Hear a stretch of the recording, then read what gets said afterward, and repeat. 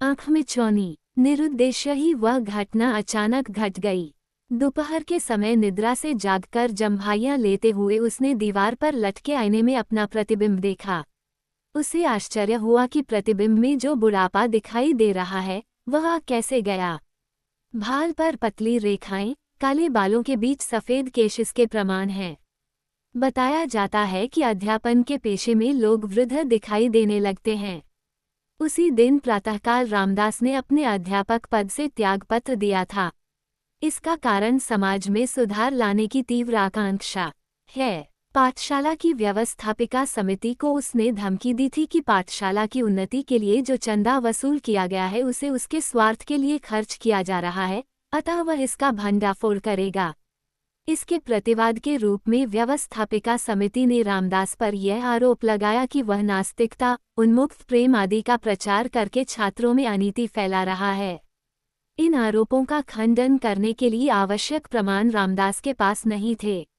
उसके विचित्र विचारों तथा सिद्धांतों की काफी आलोचना भी हो चुकी थी। मुट्ठी भर विद्यार्थियों को छोड़ उसका समर्थन करने वाला कोई नहीं था, अतः रामदास को त्यागपत्र देना पड़ा। उसकी उम्र 48 साल की है। उफ, अब तो मैं स्कूल का मास्टर नहीं हूँ। गहरी सांस लेते रामदास ने अपने प्रतिबिंब का उपहास किया। कमरे के एक कोने में पड़ी लकड़ी की पेटी आईने में दिखाई दी। बक्स खोलकर ध्यान से उन चीजों को उल्टने पलटने लगा। विवाह होते ही उसने अपनी नवपरिणीता कल्याणी के नाम जो पत्र लिखे थे उनमें से कुछ पत्र मिले। एक पत्र को उठाकर पढ़ा। उन दिनों उसके भीतर जो वासना और रसिकता तरंगित थी, आज उसकी कल्पना मात्र से रामदास का शरीर रोमांचित हो उठा। आज उसका स्मरण करना भी व्यर्थ है। कल्याणी में प्रेमोद्रेक का अभाव था। वो इस प्रकार दिखाई देती थी मानो वह अपनी शारीरिक इच्छाओं का दमन करना चाहती हो। कभी कभी ऐसा व्यवहार करती कि वह अपनी वासनाओं को या तो गुप्त रखना चाहती है या उसके मन में वासनाएं पैदा ही नहीं होती। अग्निकण पर उस कण के गिरने से जैसे अग्नि का ताप शांत हो जाता है, उसी प्रकार रामदास का उद्वेग भी क्रमशः ठंडा होता गया और कल्याणी की प्रवृत्ति ने रामदास के मन में शंका के बीज बोए। वर्षों का दाम्पत्य जीवन ईर्ष्या से भर गया। कल्याणी का पुत्रवती न होना रामदास की खींच का एक और कारण बना। यदि वह अपनी दुर्बलता का परिचय प्राप्त करना चाहता है तो उसे दूसरा विवाह करना होगा। 2 पत्नियों के साथ गृहस्थी चलाना संभव नहीं है। उस वक्त रामदास की अवस्था 32 साल की थी। उसी मोहल्ले की एक युवती से उसकी मैत्री हुई। ये बात उसने कल्याणी को बता भी दी। वह झगड़ती, लेकिन उस पर रामदास का जो अधिकार है उसी से वह उसका मुंह बंद करने का प्रयत्न करता और मन ही मन प्रसन्न होता। कुछ महीने और बीत गए। एक बार कल्याणी न्यूमोनिया का शिकार हुई। उसे देखने आने वाले रिश्तेदारों और मित्रों को देख रामदास जल भुनकर रह जाता। उनमें से किसी एक के साथ कल्याणी का अनुचित संबंध रहा होगा। वह कौन होगा, यह न जान सकने के कारण वह परेशान था। कुछ ही दिनों में कल्याणी का देहांत हो गया। दूसरा विवाह करने के लिए अब वह पूर्ण रूप से स्वतंत्र था, लेकिन उसने जिस युवती से प्रेम किया था उसका विवाह हो गया और वह ससुराल चली गई थी।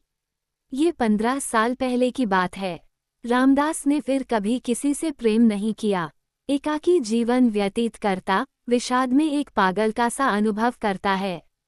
उसका कथन है कि वैवाहिक जीवन भग्न हो चुका है, अब विवाह में रस ही कहाँ। रामदास के विचार कुछ विचित्र होते हैं। उसकी दृष्टि में विवाह के द्वारा देश की जनसंख्या बढ़ती है और संतान भी माता पिता के लिए बहुत बड़ा बंधन है। पुरुष सब धोखेबाज हैं और नारियां सब पतिताएं हैं। इस विचित्र प्रवृत्ति से बचने के लिए उसने अध्यापन व्यवसाय को अपनाया और अपनी आंतरिकता को छिपा पाया। लेकिन ये त्रुटिपूर्ण सिद्धांत उसके उपदेशों को बल प्रदान करने लगे। चिट्ठियों का बंडल रखकर रामदास ने फोटोग्राफों का एल्बम निकाला। वह विवाह के समय किसी के द्वारा दिया गया उपहार था। विवाह के दिन का फोटो को देखने पर उसे चिंता होने लगती है। उन दिनों वह दुबला पतला था। उस फोटो को देख रामदास के मित्र भी आश्चर्य प्रकट करते थे। दीवार पर टांग देने से मित्रों का ताने कसना और उसका व्यथित होना रोज हुआ करता था, इसलिए उसे पेटी में रख दिया था। रामदास का अपनी 15 वर्ष की आयु में लिया गया एक और फोटो है। वह विद्यार्थी काल का है। उसमें उसकी बड़ी बड़ी और भोली आंखें आज भी बहुत सुंदर लगती हैं। भोलेपन में पाई जाने वाली शांति को अपने मन में न देख उसे आश्चर्य हुआ। उसे प्रतीत होने लगा कि शायद उसने कोई पाप किया हो। कल्याणी ने जब न्यूमोनिया से चारपाई पकड़ ली तब वैद्य को बुला भेजने में थोड़ी देरी हो गई थी। उसने कभी नहीं सोचा था कि देरी का इतना भयानक दुष्परिणाम होगा। कल्याणी ने भी तो शंका प्रकट नहीं की थी। डॉक्टर ने भी कभी इस बात की आशंका नहीं प्रकट की। कल्याणी की मृत्यु हो गई, उसका जिम्मेवार खुद वही है, ये संदेह रामदास के मन से हटता भी तो कैसे। उसके विरोधियों ने कहा कि रामदास ने जानबूझकर लापरवाही दिखाई और उसकी पत्नी की मृत्यु का कारण वही है। वह इस आरोप का प्रतिवाद न कर सका। रह रह कर उसके दिल में ये शंका घर करती गई कि उसी ने अपनी पत्नी की उपेक्षा की। एल्बम बंद करके उसने उसे किसी कपड़े से ढकने की कोशिश की तो नाटक की पोशाक निकल आई। बचपन में उसने जो नाटक खेले थे वे सारी घटनाएं ताजी हो उठीं। मसलिन से बना राजा का कोट, मंत्री वेश का साफा, मणि वेश धारण का गेरुआ जुब्बा, दाढ़ी, ये सब गंदे और फटे पड़े हैं। पाठशाला के वार्षिकोत्सव के समय विद्यार्थियों के द्वारा खेले जाने वाले नाटक वह देखा करता था। वह भी कभी कभी नाटक में भाग लेता था। नारद का पात्र उसे अत्यंत प्रिय था। उसका विश्वास था कि एक अभिनेता बनने लायक सभी लक्षण उसमें विद्यमान हैं। वह एक महान एवं सफल अभिनेता बनने का स्वप्न देखा करता था, लेकिन आखिर उसका सारा जीवन ही एक अभिनय के रूप में परिणत हो गया। ये बताया नहीं जा सकता कि उस अभिनय में वह सफल हुआ या नहीं, किंतु इतना सत्य है कि वह रंगमंच पर नहीं आया। न मालूम क्यों, पत्नी के देहांत के बाद वह एक योगी बनना चाहता था। रेल में एक बार उसने योगी वृंद के साथ चर्चा की। परमात्मा के दर्शन से प्राप्त आनंद के बारे में, वैराग्य की शांति, हिमालयों में तपस्या द्वारा प्राप्त होने वाले तेज इत्यादि की चर्चा करके वह बुद्ध और रामकृष्ण परमहंस का स्मरण करके कल्पित आनंद में डूबने व उतरने लगा। स्टेशन पर गाड़ी के रुकते ही टिकट कलेक्टर ने उस योगी वृंद को बिना टिकट यात्रा करने के अपराध में गाड़ी से उतार दिया। तब रामदास का दिवा स्वप्न भंग हो गया। बिना सोचे विचारे रामदास ने वह काशाय वस्त्र धारण किया, दाढ़ी लगाई, योगदंड हाथ में ले, साफा बांधा और अपने प्रतिबिंब को आईने में देखा। उसके शरीर पर वह पोशाक फब गई। आंखों में दीनता, झुर्रियों से भरी भौहें, मुकुलित होंठ, सफेद बालों की परिपक्वता उसे साक्षात योगी का स्मरण दिलाने लगी। वास्तव में वह उसके योग्य वेश ही है। रामदास के मन में विचार आया कि यदि इस पोशाक में बाजार में प्रवेश करके समाज को देखे तो कैसा प्रतीत होगा। वह एक अपूर्व मानसिक अनुभव था। घड़ी ने उसकी सच्चाई का समर्थन करते 3 की घंटी बजाई। नौकरानी को आदेश दिया कि आज उसके फिर से आने की जरूरत नहीं। पिछवाड़े की तरफ ताला लगा। गली में पहुंचकर उसने इधर उधर झांका। उधर से किसी को न आते जाते देख तेजी के साथ सड़क पर जा पहुंचा। 4 कदम आगे बका घर की ओर। इस तरह देखा मानो यही उसका अंतिम प्रवेश और त्याग है। जल्दी जल्दी कदम बढ़ाने लगा। सड़क पर चलने वाले व्यक्तियों की तरफ निहारते हुए उसे लगा कि वो किसी उच्च शिखर से समाज का अवलोकन कर रहा हो। वे सब उसकी दृष्टि में रेंगते, पैर घसीटते चलने वाले अभागे मानव हैं। प्रत्येक व्यक्ति मनोव्याधि के मेघों में ओझल हो गया है। रामदास पार्क के निकट पहुंचा। कुछ बालक वहां खेल रहे हैं, कुछ खोमचे वाले सौदा बेच रहे हैं। 2 साधु गांजे और चरस का सेवन कर रहे हैं। उनसे बचकर जल्दी जल्दी डग भरता वह एक नाले के किनारे पर जा पहुंचा। वहां कुछ झोपड़ियां हैं। एक पेड़ के नीचे 4-5 औरतें टोकरियां बुन रही हैं। चाल तेज कर एकांत स्थान पर पहुंचा। उसे लगा कि कोई व्यक्ति उसके पीछे पीछे चला आ रहा है। घूमकर देखा, एक नवयुवक ने उसे प्रणाम किया। उसकी आंखों से दीनता टपक रही थी। चिंता के भार से उस युवक का चेहरा मुरझा गया था। कंधे पर से अंगोछा लेकर वह अपने नेत्र पोंछने लगा। रामदास ने पूछा, कौन हो बेटा? दुखी मालूम होते हो। हाँ स्वामी, मुझे अपने साथ ले चलिए। कहाँ ले जाऊं? जहाँ आप चाहें। आप हिमालयों में रहते हैं न? सोचते हुए रामदास ने कहा, हाँ, आपसे मैं कुछ नहीं चाहता। कहीं दूर ले चलिए, जहाँ मेरे मन को शांति मिल सके। मैं जिंदगी से ऊब गया हूँ। इसका कारण? रामदास दया दिखाते हुए मंदहास कर उठा। जिंदगी से ऊबने के पहले तुमने क्या ये जाना कि जिंदगी क्या होती है? मैं इतना जानता हूँ, स्वामी परिवार के बंधनों को तोड़ घर से भाग जाने में ही प्रसन्नता और शांति है। मैं अब लौटकर उस नरक कूप में कूदना नहीं चाहता। आपके साथ चलूंगा। ये सोचकर रामदास का शरीर पुलकित हो उठा कि उसे शिष्य बनाकर सारे देश का भ्रमण करने में कैसा मजा आएगा। वह जवाब सोच ही रहा था कि युवक ने रामदास की ओर अपना हाथ बढ़ाया। आप हिमालयों में रहने वाले तपस्वी हैं। मेरा हाथ देखकर बताए, भाग्य कैसा है। रामदास चकित हो गया। अगर वह ये कहे कि हाथ देखना नहीं आता तो कैसा बुरा लगेगा।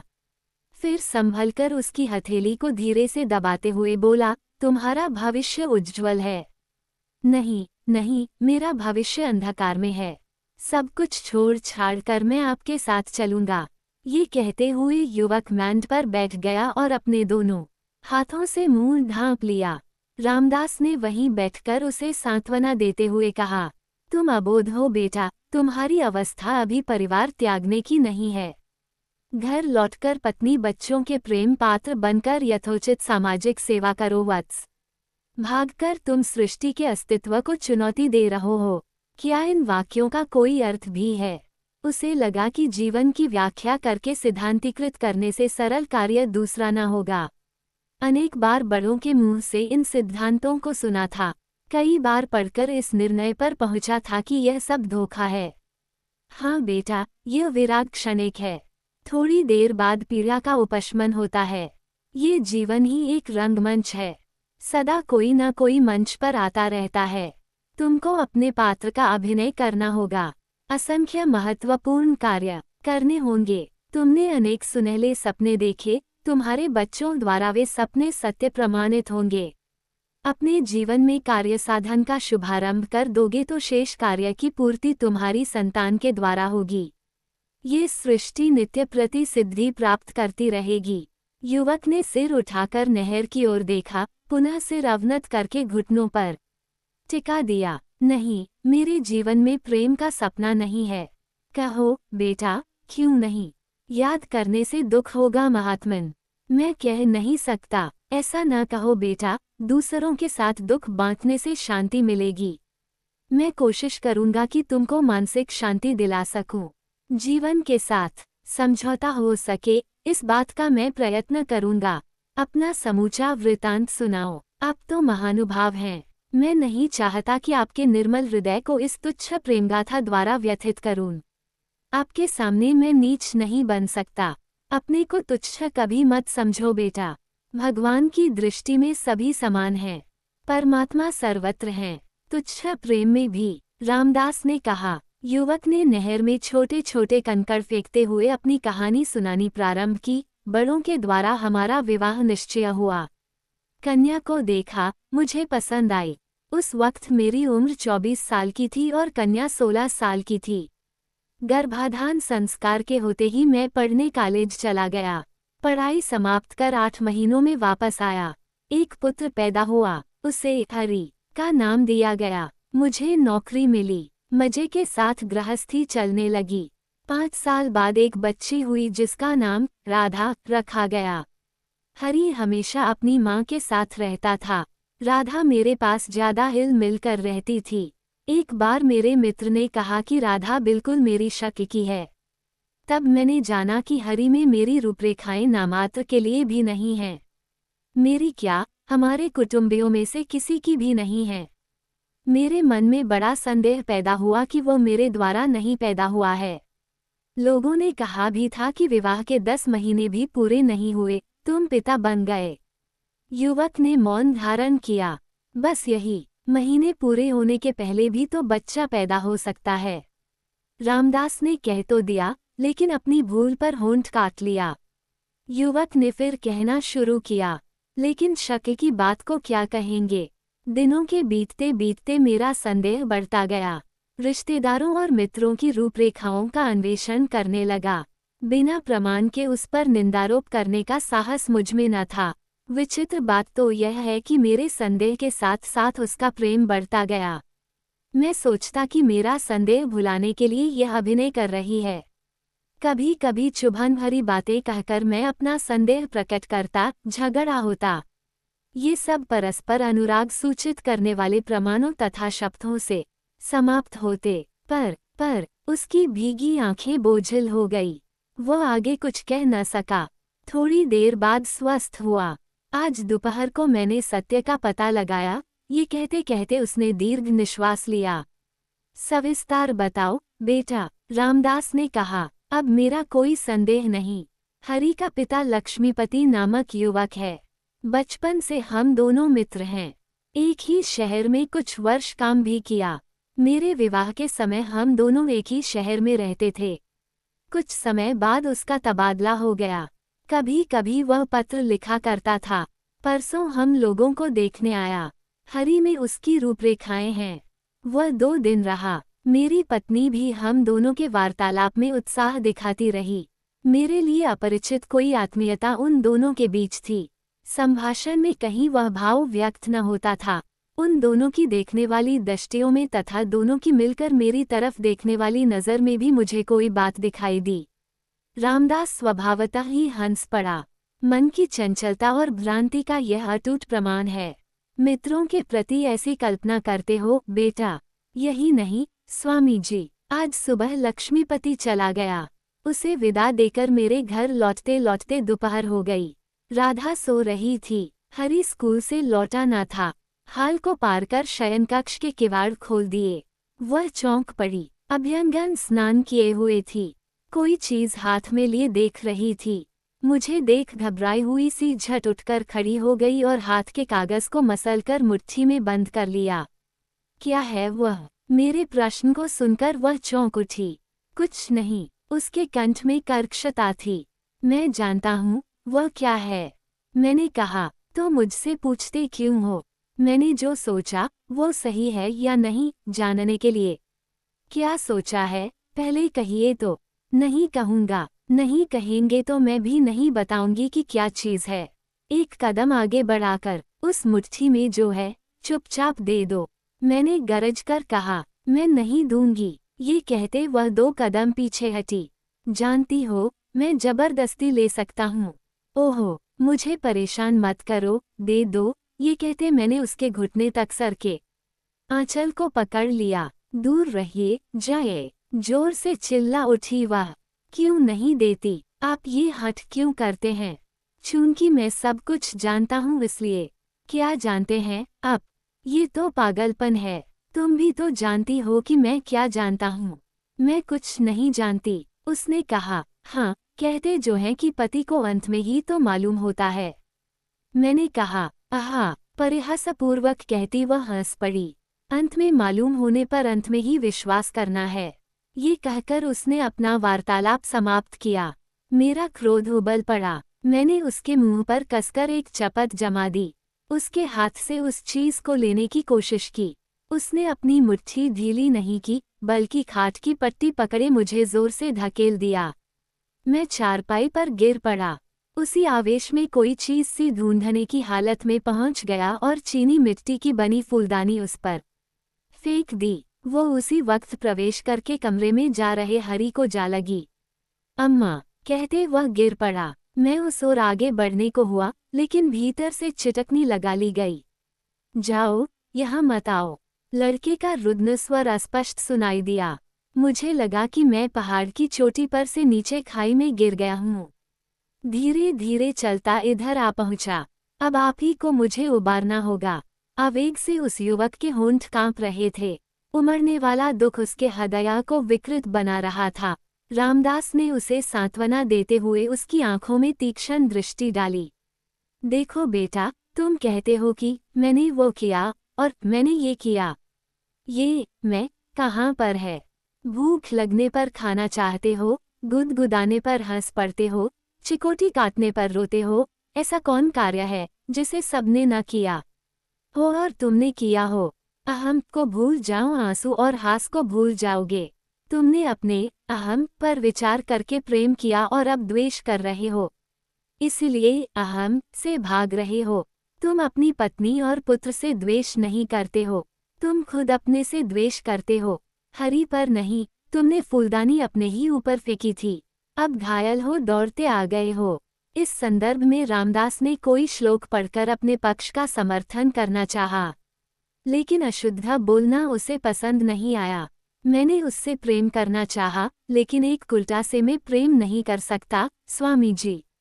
नहीं, रामदास मंदहास कर उठा। पगले, तुमने उससे प्यार नहीं किया, उसकी कामना की। उम्र के ढलने के साथ कामुकता कम होती जाती है। वास्तव में वासनाहीन प्रेम ही सच्चा प्रेम है। उद्धरण चिन्ह ... जब आनंद नहीं है तब वो प्रेम किस लिए स्वामी। तुम आनंद की खोज नहीं कर रहे हो बेटा, इंद्रियों के नए नए अनुभव कर रहे हो। अवस्था के साथ शारीरिक सुख भी घटते जाते हैं, हृदय विशुद्ध प्रेम से भर जाता है। तुम गृहस्थी त्यागने को तैयार हो। जी हाँ, अच्छा तो अब तुम जरा अपने हृदय में झांक कर देखते रहो।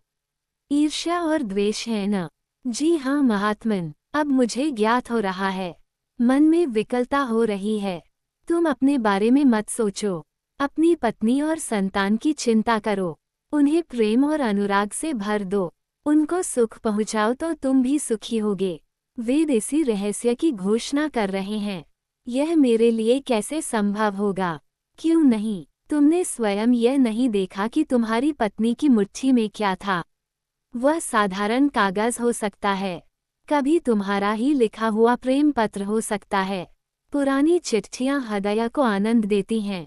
उस चिट्ठी को वह पढ़ती होगी, तो उसने मुझे क्यों नहीं दिखाई? देखो बेटा, तुम्हारी ही भांति उसमें भी अहम है।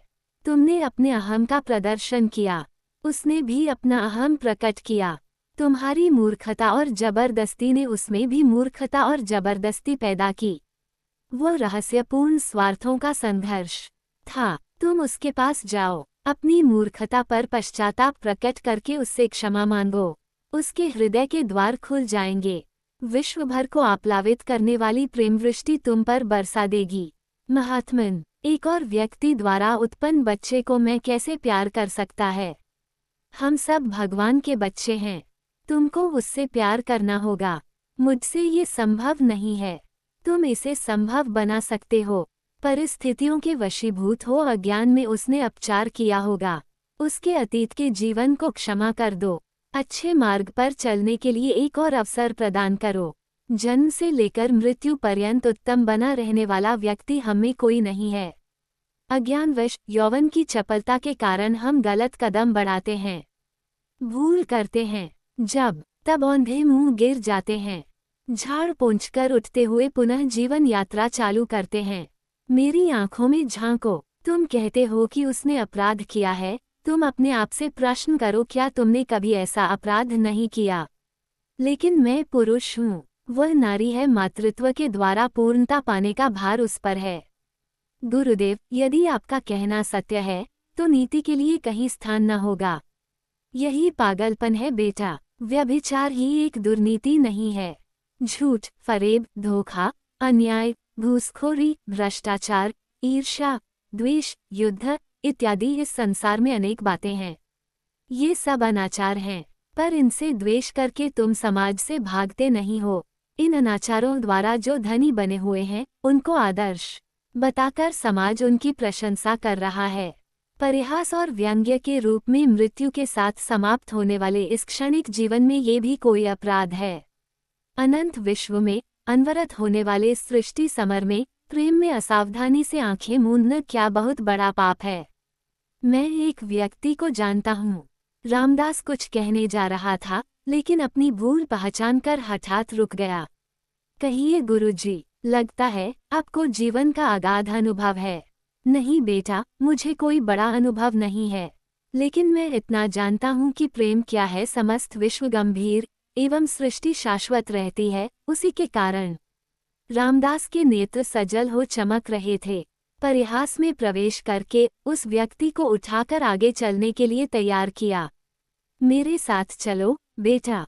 कहाँ? गुरुजी, वैद्य के पास। उसको साथ ले अपने घर जाओ और बच्चे की चिकित्सा। दोनों मौन चलने लगे। क्षमा जीवन के साथ समझौता, प्रेम, विश्वास ये सब अर्थहीन शब्द नहीं है बेटा। इतने में वे दोनों किनारे पर बसी झोपड़ियों के निकट पहुंचे। गरीबी, बीमारी, द्वेष, इन सबसे बढ़कर प्रेम का अभाव ये जीवन के अनर्थ है बेटा। इनको हटाना ही मानव जीवन का परमार्थ है। तुम्हारे प्रेम के लिए उत्सुक अपनी पत्नी और बच्चों के पास जाओ, उनकी सेवा करो, वही परमात्मा का दर्शन है। दोनों पाक के पास पहुँचे। युवक के नेत्र उत्साह के साथ बार बार मुकुलित होने लगे। आप महान हैं गुरुदेव, अब मुझे ज्ञात हो रहा है। मेरा मन शीतल हो गया है। ईर्ष्या और द्वेष मेरे मन में नहीं है।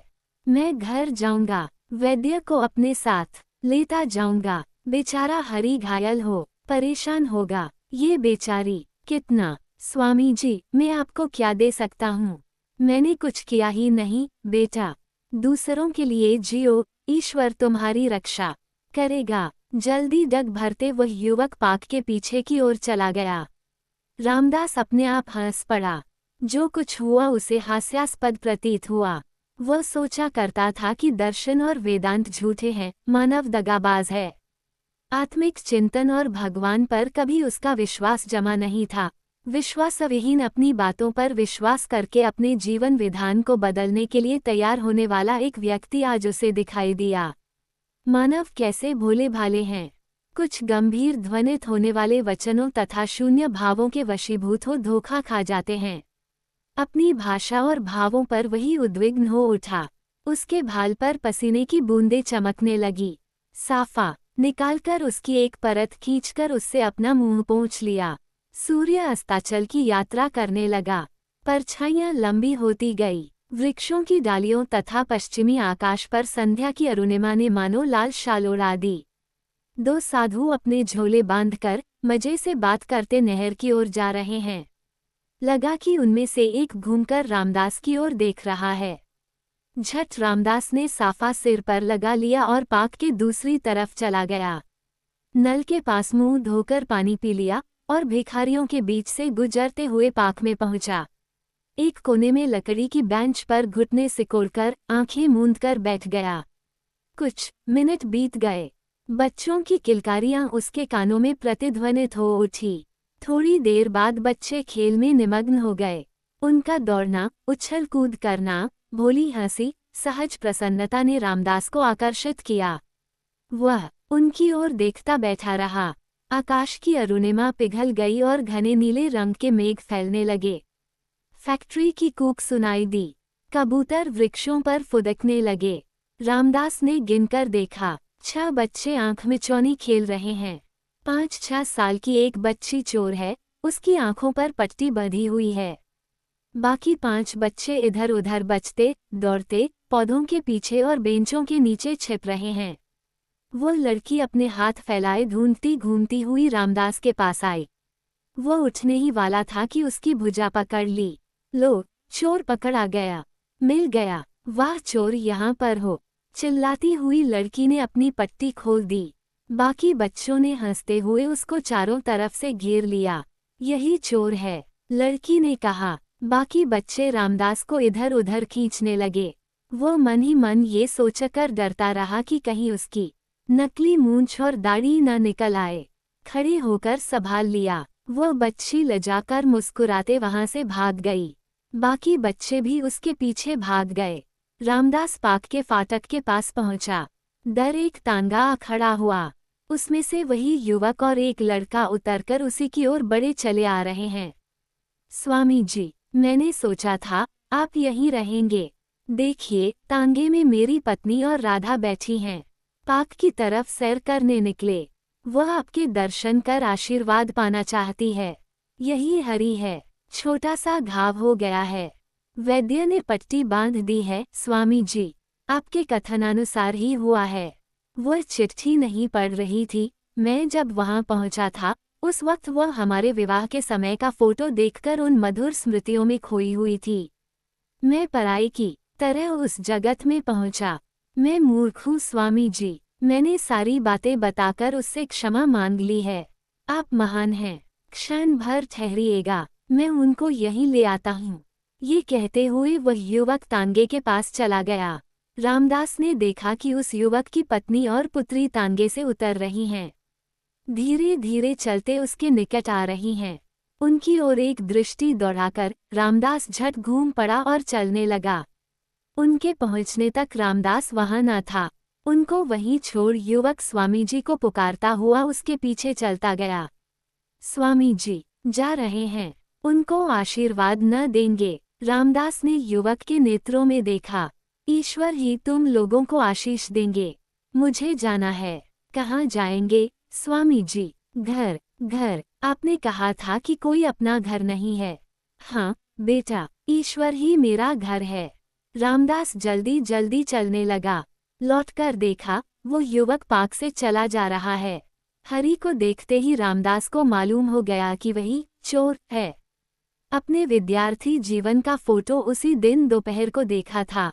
हरि उस फोटो के बच्चे जैसा है। पार्क में बच्चों ने चोर मिल गया, चोर पकड़ा गया जो कहा था, वे शब्द रामदास के कानों में गूंजने लगे। उसे लगा कि बच्चों का मधुर हास उसके मूंदे हृदय के कपाटों को खटखटा रहा है।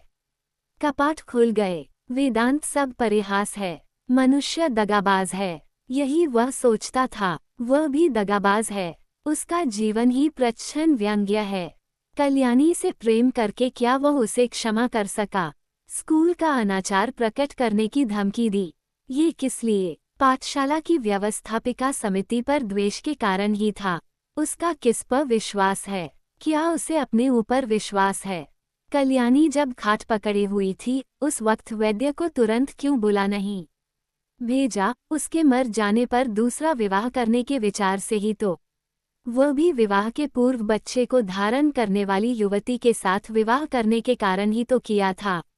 रामदास अपनी गली में पहुंचा। उसके कदम दुर्बल प्रतीत होने लगे। उसकी थरथरी थरथराने लगी। नेत्र सजल हो गए। आकाश में चंद्रमा पर झीने पर्दे की भांति सफेद मेघ फैला था। नक्षत्रों की ओर देखा। उसके मन में प्रकाश की रेखा खींच गई। गली में लोगों का आना जाना बंद था। अट्टालिकाओं के झरोखों में से विद्युत दीपों की कांति सड़क पर पड़ रही थी। घर पहुंचा। वही उसका घर है जिसमें वह आज तक छिपा था। वह हमेशा छिपा रहता घर में, स्कूल में या दाढ़ियों के पीछे। अब पकड़ा गया है, अब छिप नहीं सकता है। हठात रामदास पैदल चलकर सड़क पर पहुंचा। पार्क, झोंपड़ियों को पार करके नहर की बांध पर चलने लगा।